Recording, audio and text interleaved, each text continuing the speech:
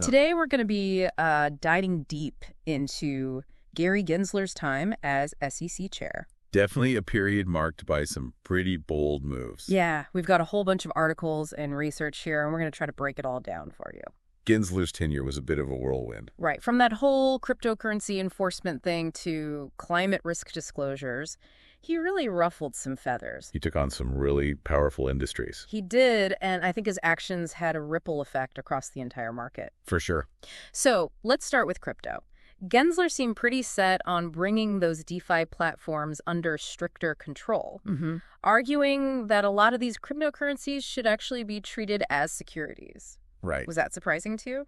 Well, what's interesting is that he wasn't really trying to reinvent the wheel. Okay. He was basically saying, hey, the existing securities laws, they still apply, even in this new digital world. Right. But obviously that didn't sit well with a lot of folks in the crypto world. Yeah, there was some major pushback from crypto advocates who felt like all that heavy regulation would just crush innovation and kill the growth of this whole new tech. Now, with a new administration coming in that's promised to deregulate, what happens to crypto? Well, it's a tough question. Right. Does it become the Wild West again? It's like walking a tightrope. I mean, less regulation could mean more freedom for the market to grow, to innovate. But on the other hand, it could also mean more risk for investors. Right. We've seen how volatile the crypto market can be. Yeah, and all those regulatory evasions in the past.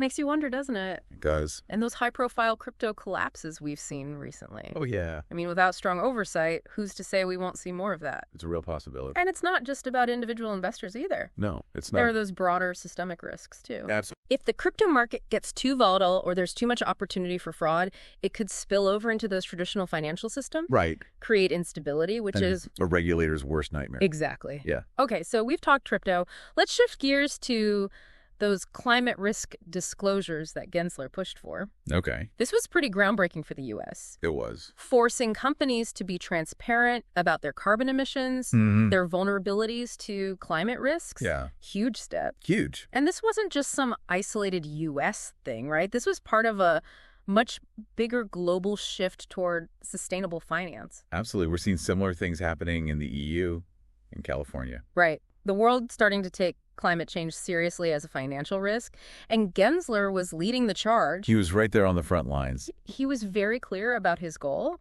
aligning financial markets with broader sustainability goals. But obviously not everyone was thrilled about this idea. Of course not. Imagine the cost of compliance for some businesses, especially smaller ones. Yeah, especially for smaller companies or those in agriculture. Exactly. There was a lot of pushback. Yeah, critics were saying these disclosures would be way too burdensome, hindering their ability to compete. Especially for smaller companies. Right. Yeah. But the counter-argument was pretty compelling too, wasn't it? It was. I mean, without these disclosures, companies could basically just sweep their environmental impact under the rug. Right. There wouldn't be enough incentive to actually become more sustainable. Exactly. It became a fundamental question of, should companies be forced to be transparent, even if it hurts their profits? Right. And it's a debate that's still going on today. Absolutely. And it'll be really interesting to see how this new administration handles it. Yeah, very interesting. Okay, so before we get into ESG, which was a big part of Gensler's agenda, I wanted to ask you, did those climate risk disclosures actually have any real-world impact? Oh, absolutely. Like, take Company X, for example. Okay. Major player in the energy sector. When they were forced to disclose their climate risks, it revealed just how vulnerable they were to the move away from fossil fuels. Interesting. Their stock price plummeted. Wow. Like 10%. It's like a big drop. It sent shockwaves through the entire market. Wow, that's a pretty concrete example. It is. It triggered a wave of divestment from fossil fuels. Really? And it showed the power of these climate risk disclosures. Yeah. They're not just some paperwork. Right. They can actually change how companies operate. And how investors allocate their capital. Exactly. So it seems like Gensler really did force companies and investors to confront the reality of climate change. He To did. shake things up. He did. And speaking of shaking things up, let's talk about that broader push for ESG that you mentioned. This was another area where Gensler wasn't afraid to push the envelope. No, he wasn't. This whole idea of holding companies to a higher standard, when it comes to environmental, social, and governance practices, that was key to his vision for a more responsible and sustainable financial system. It was. But was it all smooth sailing? Well, as with any major change, there were bumps in the road. Okay. One concern that popped up was this potential for politically motivated shareholder activism. I'm curious about that.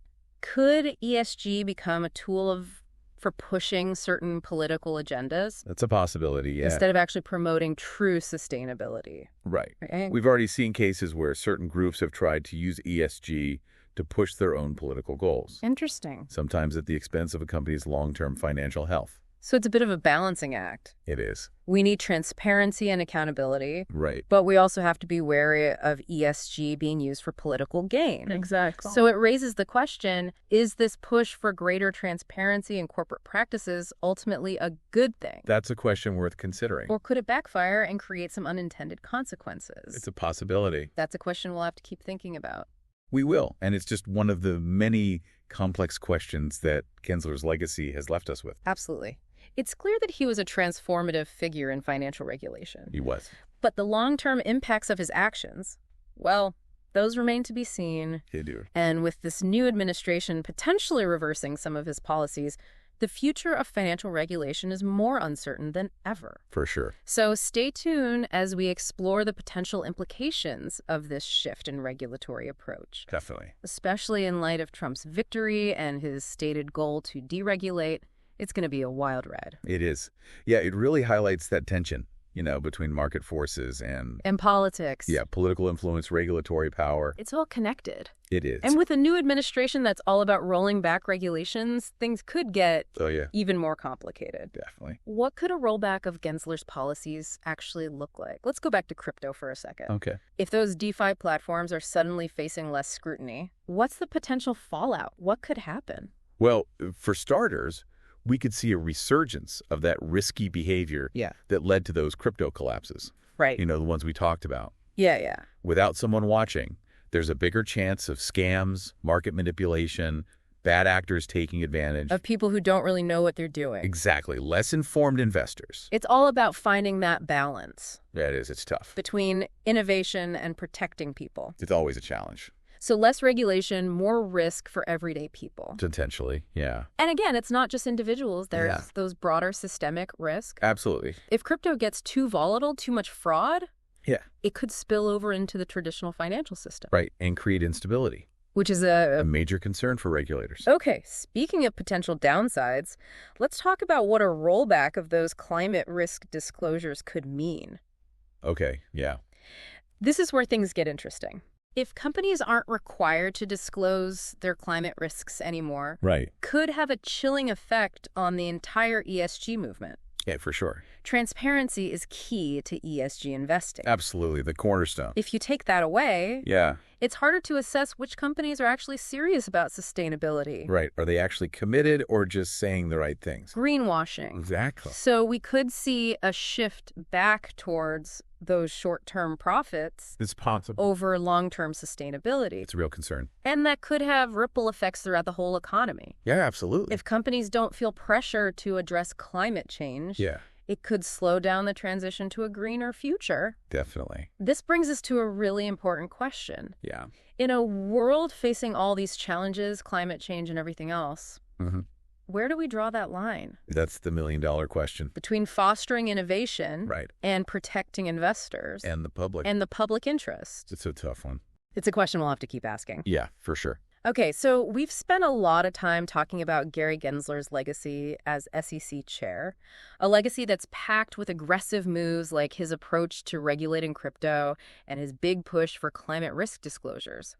But things might be changing now. With a new administration that's all about deregulation, where do we go from here? It's a big question, isn't it? Gensler's actions definitely shook things up in the world of finance. He forced everyone to take a step back and rethink the way things are done.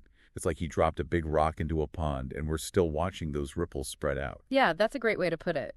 So how did those ripples change the landscape? Will his replacement at the SEC continue down that same path?